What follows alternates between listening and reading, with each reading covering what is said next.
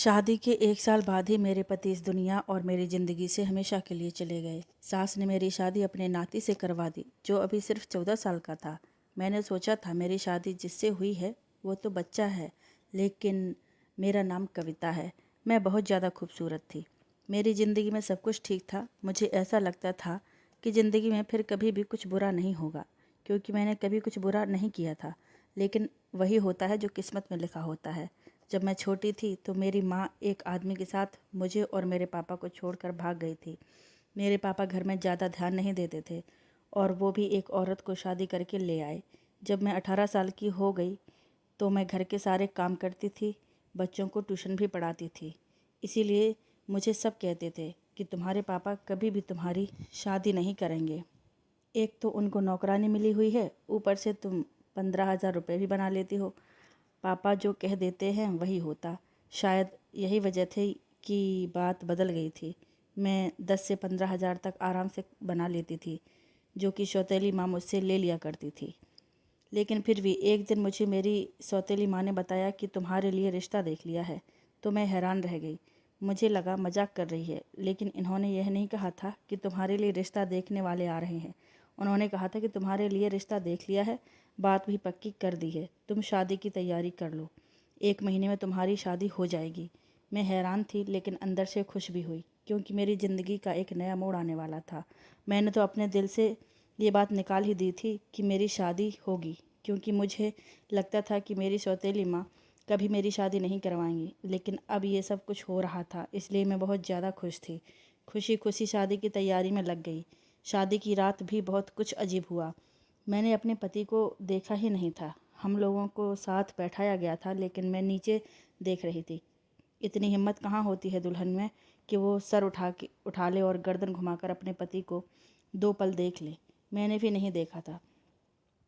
उसके बाद जब कमरे में बैठी हुई थी तभी अपने पति को देखा तो पता चला कि वो बहुत अच्छा इंसान है।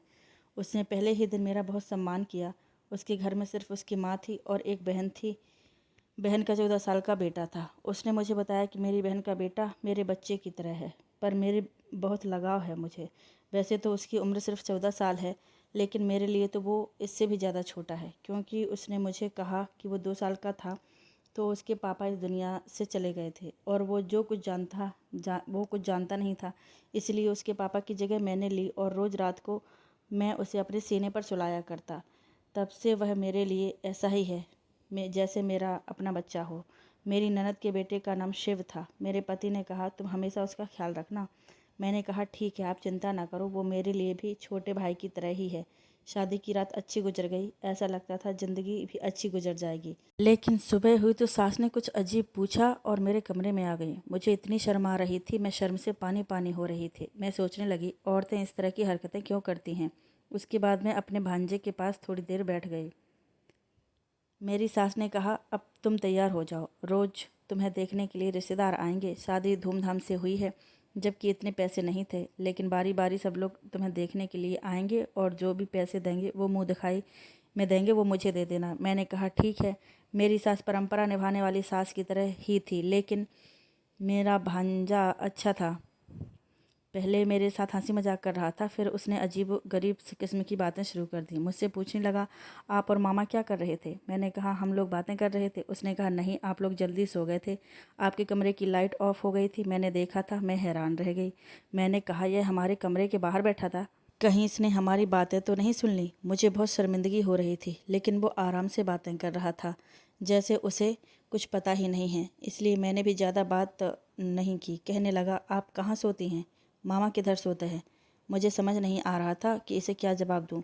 फिर पूछने लगा क्या आप लोग एक साथ सोते हैं। मुझे बड़ी शर्मिंदगी हुई। शाम को मैंने ये बात अपने पति को बताई कि वो इस तरह के सवाल पूछ रहा था। अजीब बात है, इतने छोटे बच्चे के दिमाग में इतने सारे सवाल। मेरे पति ने कहा मैंने तुम्हें कहा था कि तुम्हें उसका ख्याल रखना है, तुम पहले दिन से ही उसकी शिकायत भी करने लगी हो। मैंने कहा मैं शिकायत नहीं कर रही हूँ, लेकिन आजकल के बच्चों के दिमाग में इस तरह के सवाल नहीं होने चाहिए। मेरे पति ने कहा इस उम्र में जिज्ञासा होती है, लोग सवाल पूछ लेते हैं। मेरा भांजा बहुत ज़्यादा मासूम है, उसका ख्याल रखना, उसकी कमजोरी, उसकी गलतियाँ तलाश करने को नहीं कहा है। वह बेचारा तुम्हारे आगे पीछे फिरता है, मामी मामी कहते, उसका मुंह नहीं थकता और तुम हो कि उसके लिए इस तरह सोच रही हो। मैं तो हैरान थी कि मेरे पति को क्या हो गया था। वो वाकई अपने भांजे के लिए बहुत ज़्यादा इमोशनल थे। ये बात समझने में मुझे ज़्यादा देर नहीं लगी कि अगर मुझे अपने पति को खुश रखना है तो उनके सामने उनके भांजे की कोई भी बुराई नहीं करनी है, नहीं तो उसे बुरा लग जाएगा। उसके बाद मैंने ऐसा कुछ भी नहीं किया। अभी हमारी शादी को 1 हफ्ता हुआ था। मेरे पति फिल्मी किस्म के इंसान थे। उनमें उसे मुझ में बहुत ज़्यादा दिलचस्पी थी। वो मुझे छोड़ते ही नहीं थे। एक दिन तो सुबह से मेरी सास ने मुझे आवाज़ दे रही थी, लेकिन मेरा पति मुझे अपने पास से उठने ही नहीं दे रहे थे। वो कह रहे थे, मुझसे अच्छी अच्छी बातें करो, मेरी आंखों में देखो। तुमने क्या कभी फिल्म नहीं देखी? जैसे फिल्मों में हीरो हीरोइन एक दूसरे के साथ बैठकर बातें करते हैं और मेरे पास ही बैठी रहो। मैंने कहा, आपकी माँ मुझे बुला रही हैं, कोई काम होगा, क्योंकि सुबह के 11 बज रहे हैं। ये कोई 4 या 5 बजे के वक्त नहीं था, लेकिन मेरा पति मुझसे बातें कर रहा था और फिर वही हुआ। मुझे मेरी सास से डांट पड़ती रही। मुझे इन लोगों का समझ में ही नहीं आता था। ये लोग थोड़े से अजीब थे। मेरी सास आखिर कह ही दिया कि तुमने तो आते ही मेरे बेटे को अपनी उंगलियों पर नचाना शुरू कर दिया है। तुम्हारे अलावा इसे कोई दिखता ही नहीं है। मैंने कहा, ऐसा कुछ नहीं है, वो खुद ही मेरा दीवाना है, तो मैं क्या कर सकती हूँ। लेकिन मेरे पति ने मुझे कहा था, मेरी माँ का हमेशा ख्याल रखना, उसको खुश रखना। इसीलिए मैं सारे घर के काम अच्छे तरीके से करती थी, कभी कुछ भी बोलती नहीं थी, कोई जवाब नहीं देती थी उनको। अगर जवाब देती तो बहुत तरीके से, जिस पर वो गुस्सा नहीं होती। पर मेरी शादी को अभी 1 साल भी पूरा नहीं हुआ था जब मुझे एक बुरी खबर मिली। वो ये है कि मेरे पति इस दुनिया से चला गया। इसके बाद हम लोग बहुत ज़्यादा परेशान हो गए और ये सोचने लगे कि ये खबर झूठी हो। लेकिन जब लाश को घर पर लाया गया तो हमारे होश ही उड़ गए। और मेरी सास, मेरा भांजा और मेरी ननद, हम बुरी तरह चिल्ला चिल्ला कर रो रहे थे। भगवान से प्रार्थना कर रहे थे कि ये खबर भी झूठी हो। पर मेरा पति इस दुनिया से जा चुका था।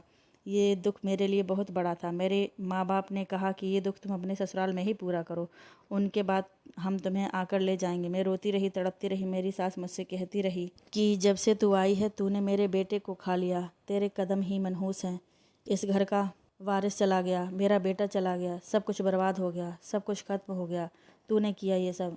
ये 4 महीने ताने सुनने में ही गुजर गए थे, लेकिन उसके बाद ये वक्त ख़त्म हो गया तो मैं ये सोचकर थोड़ी बेफिक्र थी कि अपनों के पास चली जाऊंगी। वैसे भी अब मेरी ज़िंदगी में खुश रहने के लिए क्या रह गया था। पापा ही थे मेरे अपने, बाकी तो मेरी माँ भी सौतेली थी। जब मेरी सौतेली माँ और पापा मुझसे वापस लेने के लिए आए तो मेरी सास ने एक ऐसी बात की कि सब हैरान रह गए। मेरी सास का कहना था, मैं इसे वापस नहीं भेज सकती, ये मेरे बेटे की विधवा है। मेरे पापा ने कहा, आपका बेटा इस दुनिया में नहीं रहा, इसका यहाँ पर क्या काम। लेकिन मेरी सास का कहना था, इसकी वजह से तो मेरा बेटा गया है, अब ये यहाँ से चली जाएगी तो हम क्या करेंगे। मेरे घर में कमाने वाला कोई भी नहीं है। मेरी एक बेटी है जो विधवा है, उसका एक बेटा है जो अभी स्कूल में पढ़ता है, तो फिर क्या हम भूखे मर जाएंगे। ये मेरे बेटे की जगह कमाई करेगी और हमारा खर्च चलाएगी। मेरे पापा और मम्मी ने कहा, ये तो बहुत ही बुरी बात है, ऐसा नहीं होना चाहिए, लेकिन मेरी सास ने ठान ली थी। फिर मेरे पापा मेरी सास के बीच काफ़ी बहस हुई, काफ़ी, कभी बात इस तरफ जाती कभी उस तरफ। जब मुझसे पूछा गया तो मैं, जाहिर है, मैं वापस जाना चाहती थी। मेरा भी इस घर में दम घुटता था।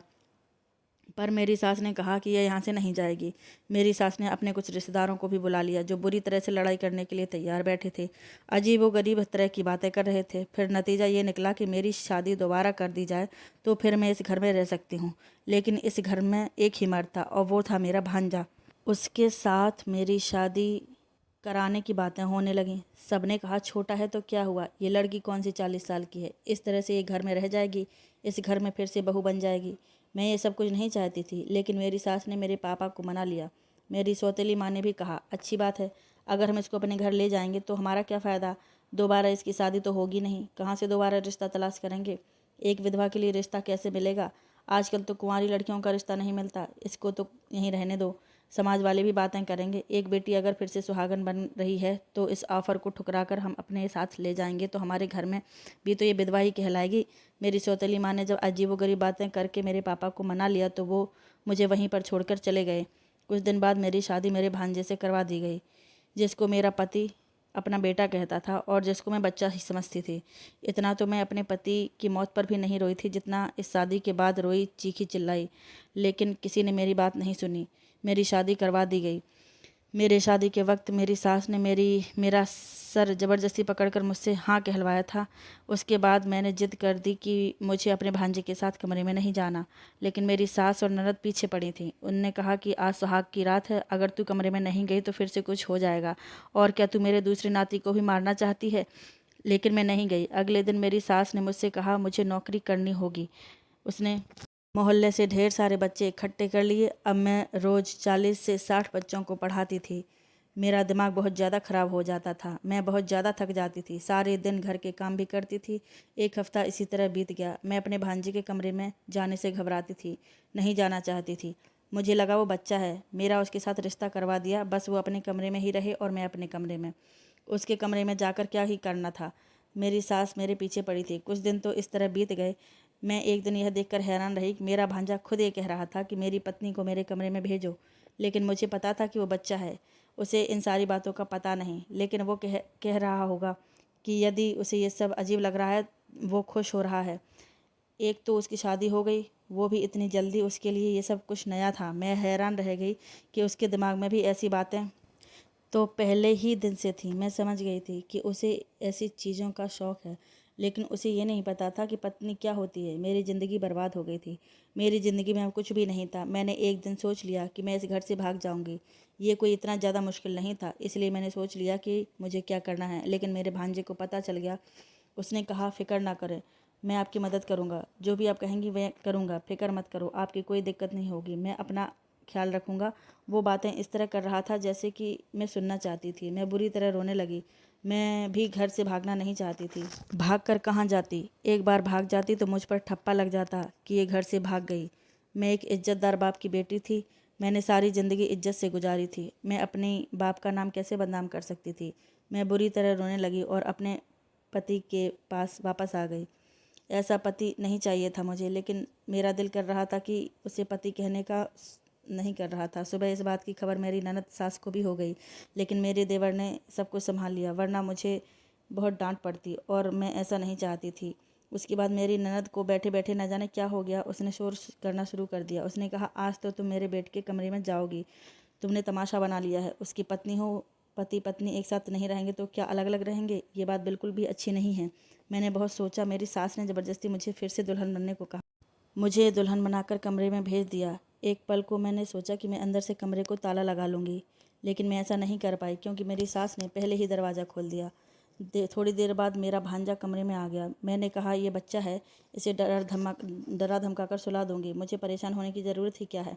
मेरी सास भी खुश और मैं भी खुश। किसी को क्या पता चलेगा कि कमरे में अंदर क्या हो रहा है? मैं हैरान होने लगी कि ये ख्याल मुझे पहले क्यों नहीं आया। उसने मुझे कहा कि तुम बहुत प्यारी लग रही हो। मैंने कहा, ठीक है, अब तुम सो जाओ।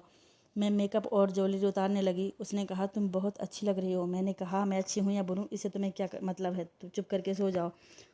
मैंने उसे आखिरी बार कहा था कि किसी बीबी की तरह नहीं, बल्कि शायद उसकी माँ की तरह बोल रही थी, जो डांट कर उसे सुला देना चाहती थी। लेकिन वो मुझे ऐसी नज़रों से देख रहा था जैसे किसी ने आज तक मुझे नहीं देखा था। मैंने कहा, मेरी शक्ल क्यों देख रहे हो? चुपचाप सो जाओ।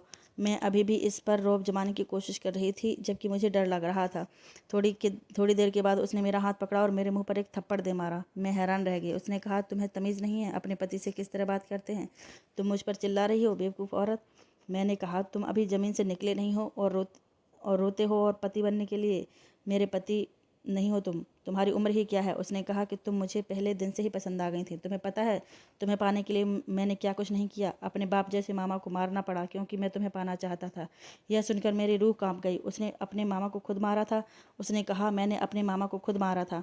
उसने कहा, मैंने अपने मामा की कार का ब्रेक खोल दिया था, जिसकी वजह से जब वो थोड़ा आगे गया तो उसका ब्रेक पर से कंट्रोल ख़त्म हो गया। उसका एक्सीडेंट हो गया। सब ने यही समझा कि उसका हादसा हो गया है, वह दुनिया से चला गया, जबकि यह सोचा समझा प्लान था। मैं हैरान रह गई। इस आदमी ने मेरे पति को मार डाला, जिसे मैं बच्चा समझ रही थी, और अभी मेरा पति बनकर खड़ा है। ये कोई मासूम बच्चा नहीं है, ये एक शैतान है जिसने अपने मामा को मार डाला। इसका मामा, जो इससे बहुत ज़्यादा प्यार करता था, इसे अपने बच्चों की तरह समझता था। क्या ये ज़माना इतना बदल गया है? मुझे तो कुछ भी समझ में नहीं आ रहा था।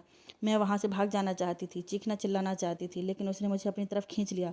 मगर जब मुझे ये पता चला कि मेरे पति की मौत नहीं, बल्कि उसे मारा गया है, तो मैं एक हफ्ते तक बेहोश रही। सबको सब कुछ बताया, चिल्ला चिल्ला कर बताया, पर किसी ने मेरी बात का यकीन नहीं किया। इन्होंने कहा ऐसा हो ही नहीं सकता।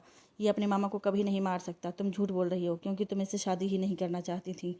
मेरे पास एक भी रास्ता नहीं था। मैं खुदकुशी कर लेती, लेकिन मुझे किसी ने मरने भी नहीं दिया। आज भी मैं इसी तरह ज़िंदगी गुजार रही हूँ। समझ नहीं आता कि क्या करूँ। उसके बाद ज़िंदगी इस तरह से गुजरने लगी। मुझे भगवान ने एक बेटा दिया। मैं ये सोचकर उदास थी कि मेरी किस्मत बुरी है, मेरा बेटी की किस्मत भी बुरी होगी। पर मेरी किस्मत इतनी भी बुरी नहीं थी, क्योंकि मेरे भांजे के साथ भी वही हुआ जो उसने अपने मामा के साथ किया था। मैंने उसको पुलिस के हवाले कर दिया।